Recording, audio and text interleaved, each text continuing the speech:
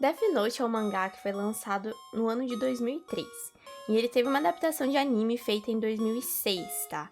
Faz um tempinho já, né? A classificação indicativa dessa obra é de 16 anos, e ele tem como tema central a discussão sobre justiça e sobre os riscos de fazer justiça com as próprias mãos. Isso entre milhares de outras coisas que esse anime discute. Bom, em 2021, com quase 20 anos da obra, a Record chegou à conclusão que esse anime é perigoso, e como o próprio psiquiatra que eles chamaram para fazer parte dessa incrível matéria disse, Na minha opinião, muito claramente, isso é um lixo tóxico. uma verdadeira perda de tempo, inclusive para adultos. Mas por que falar de Death Note agora?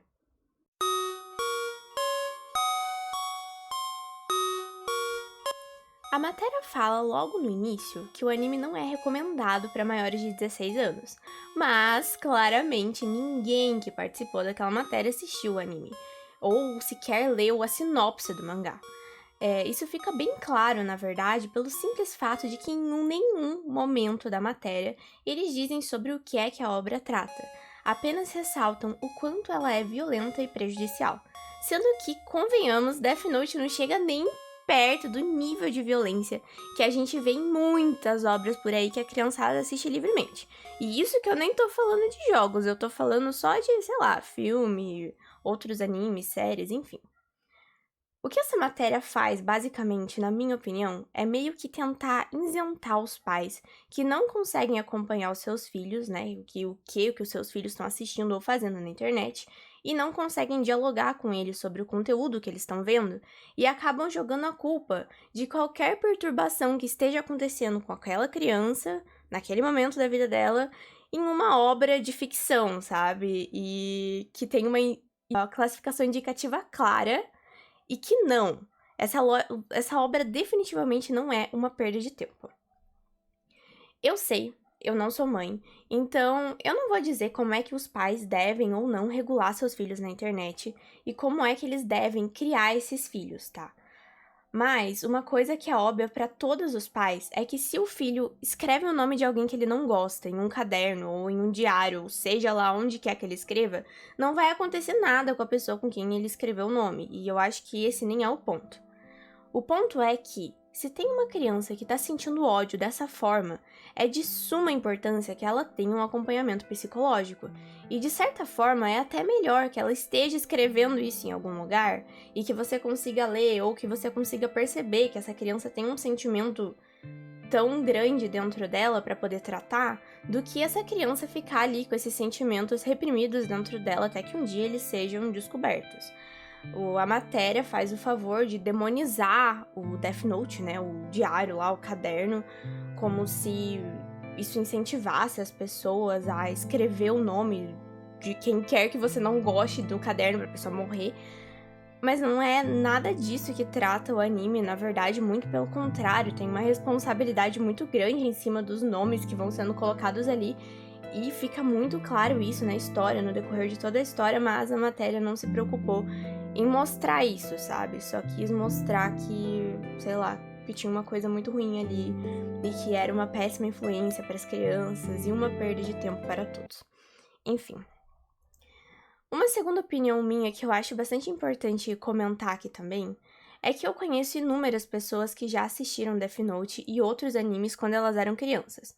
Eu mesma talvez me inclua um pouco nesse grupo de pessoas. E eu conheço inúmeras pessoas também que jogavam jogos violentos desde que elas eram crianças, mas nenhuma das pessoas que eu conheço jamais se basearam em qualquer uma dessas obras que a gente teve contato para fazer mal ou desejar mal para alguém. Além disso, eu participava ativamente em fóruns de anime na época e eu discuti muito sobre Death Note quando eu tinha uns 13 anos de idade, porque o anime tava fervendo naquela época, e sempre as discussões eram muito enriquecedoras sobre o tema principal do anime, que é a justiça. E um adendo também que fica bem, sabe, eu não sei, enfim, é muito importante esse adendo. O personagem favorito da maioria das pessoas que assistem Death Note não é nem o Kira. Na maioria das vezes é o L, que é justamente o personagem que se opõe ao Kira e que tá contra toda essa manobra e toda essa matança. E diga-se de passagem, os dois compõem um dos jogos de inteligência mais bem elaborado de todas as obras ficcionais que eu já assisti até hoje. Não sei se vocês concordam comigo. Enfim. Existem casos criminais que são associados a Death Note? Existem, a gente não pode negar isso. Porém, também existem casos criminais baseados em obras do Batman, em outros filmes de Hollywood. Mas uma coisa que a reportagem não fala sobre todos esses casos, né, ou melhor, sobre os casos envolvendo Death Note, é que muitas vezes, principalmente no caso principal ali que eles tocam na reportagem, as pessoas que cometem esses casos são diagnosticadas como psicopatas. E não foram as obras que tornaram elas psicopatas, muito pelo contrário. Eles usam essas obras para tentar chamar atenção para o seu crime e tentar tornar ele um crime muito chamativo e que dê o brilho, assim, digamos, que ele tá buscando. E mesmo que essas obras não existissem, eu tenho certeza que essas pessoas que cometem crimes baseados enfim, qualquer obra, elas iam acabar cometendo qualquer crime que pudesse ser chamativo pelo simples fato de buscar atenção. Isso é uma releitura, uma opinião minha, sendo que eu não sou psicóloga nem nada assim. E eu queria fazer uma pausa aqui com vocês, na verdade, pra gente poder até analisar esse incrível momento de sensacionalismo que a gente tem nessa reportagem. Toda a comoção pra buscar um caderno na escola. É sério isso mesmo? Os animes estão em ascensão, e isso é um fato, tá?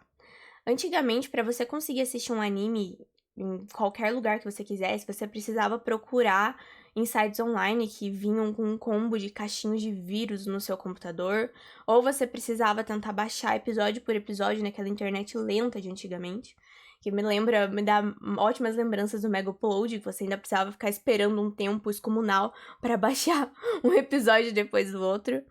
E hoje, os animes estão na maioria dos serviços principais de streaming, eles estão em praticamente todos, além de ter os seus próprios serviços de streaming. Além disso, assistir animes online mesmo pelos sites também hoje em dia é muito mais fácil.